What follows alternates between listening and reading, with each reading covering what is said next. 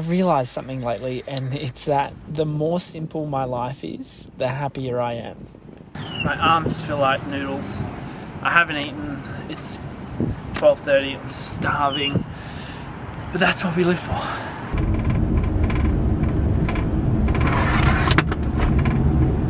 Beach all the way in the corner there.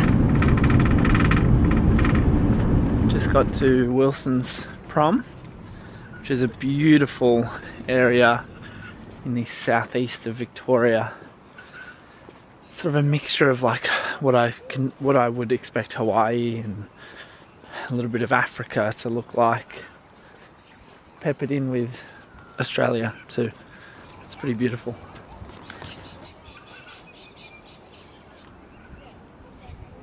I love little sojourns into raw and wild places like this. Just such dramatic landscapes here. It's really, really special. It reminds me that fundamentally we are just simple hunter-gatherers at heart and mind, operating in a weird technical world that I feel is unnaturally fast-paced and overwhelming. Whoa! It looks so nice! Wow! Yeah. I feel like I'm on an episode of Ancient Apocalypse. It's so sick. But that fast-paced world can be quite addictive. It's an intricate web of dopamine hits that keep us hooked into the system, dripping just enough juice to keep us engaged, but never enough to feel totally satiated. These little scheduled disconnections are a fantastic refresher for me. I feel more human in a place like this. German in the wild, everybody. German in the wild.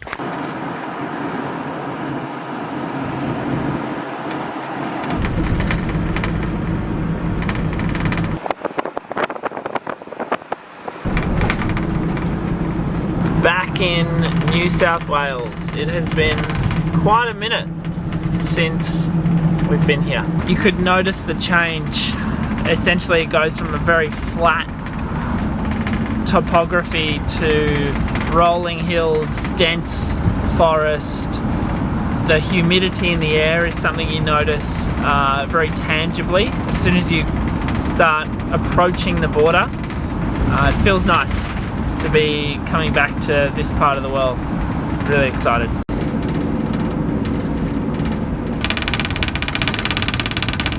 The van has developed a new rattle. That cupboard up there is incredibly annoying. So the challenge, coming back to the real world, is to reapproximate that feeling of being human, alive and excited.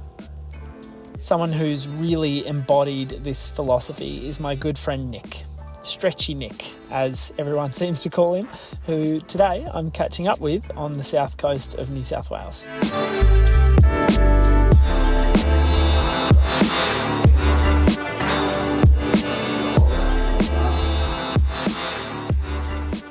A lot of these movements have followed me around the world.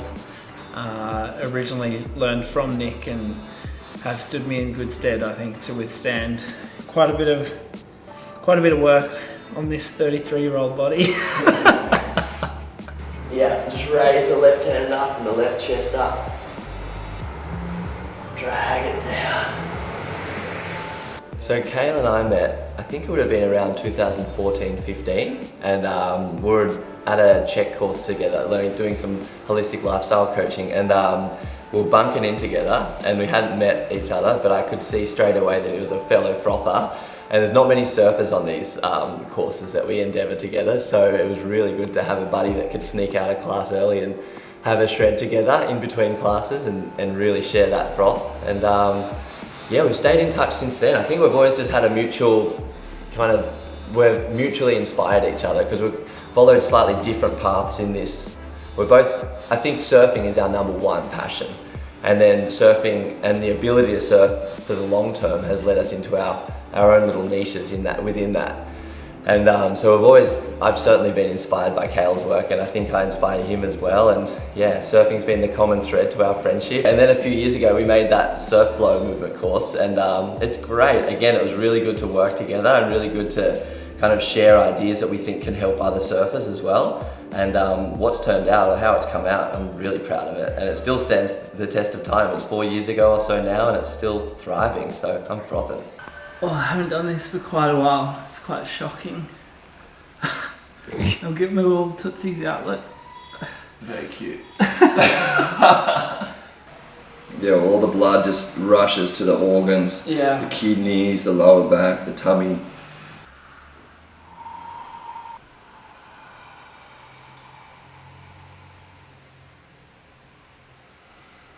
That was such a fun little sesh.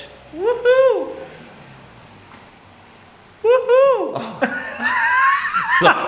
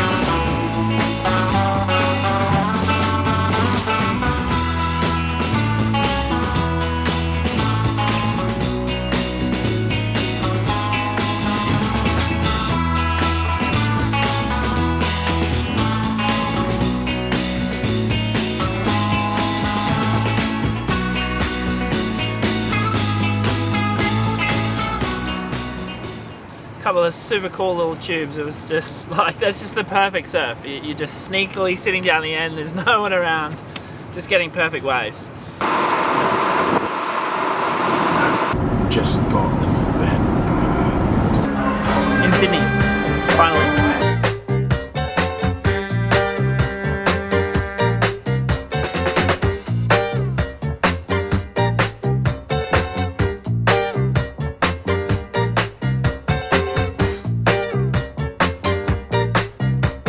Got to Bondi.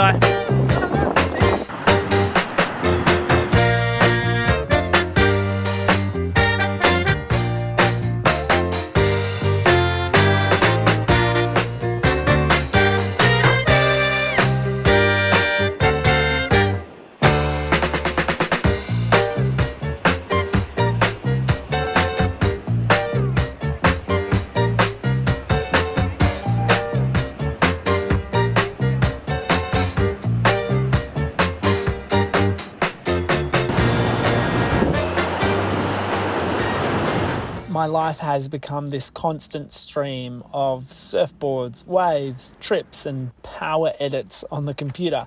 It's really incredible, but when I go through these little seasons, I can sometimes feel a bit detached from who it is that makes this possible, you guys. So I think grounding myself with retreats or even more simply just a conversation really helps this work hit home for me. Oh, little lofty bedroom.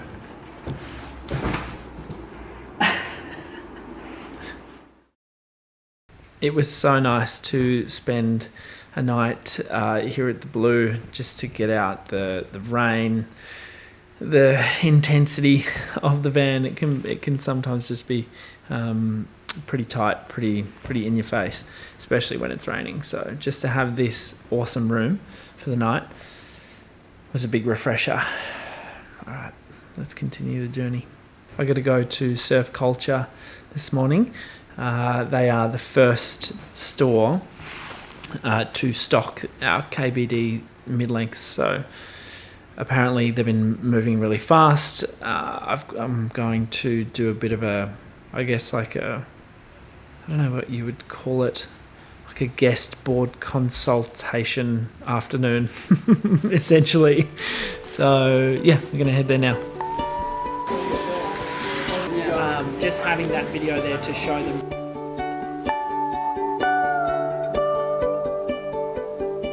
We live in the beach, we was going.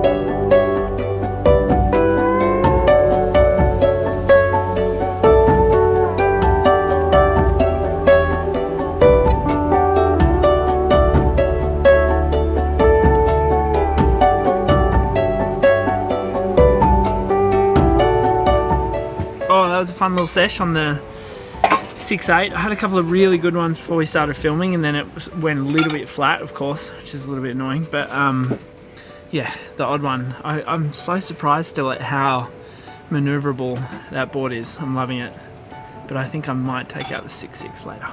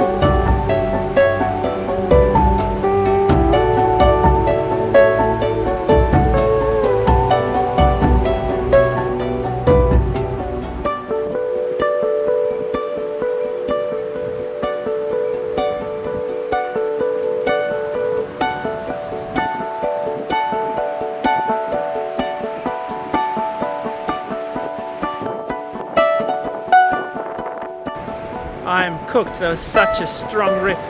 You can see the water flowing. Look at it. All that is going straight out to the point. And I was like, and there was one moment, like, I hadn't caught a wave in 20 minutes or so, and I was getting pretty annoyed. Everyone had started coming out, and I was like, oh god, this is so frustrating. And then I had the sickest one. That was my wave of the day, that one. The 6.6 felt so good out there. Needed it for the paddle. This is the part of the world you need the performance meeting. That was great.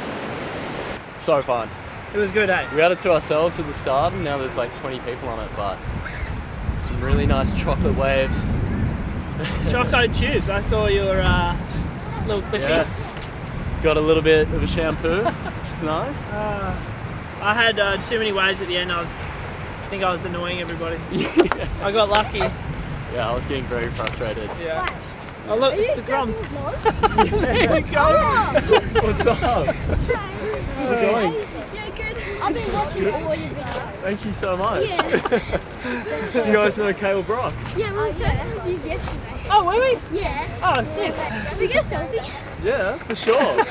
It's so funny seeing the different demographics. I get 40 and 50-year-old men coming up to me and saying hello, and Noah gets little children. My schedule is locked in for the rest of the year. After that, I'm really not sure what's in store for me, and I'm taking a long time to figure it out. All I know is that I intend, at least, to make it as uncomplicated as possible. I'm just keeping in the back of my mind, though, that even though life would be easier if it were black and white, simple, in other words, I know it's often not. And in those colours, in the space between black and white, I hope I can find the beauty in it too.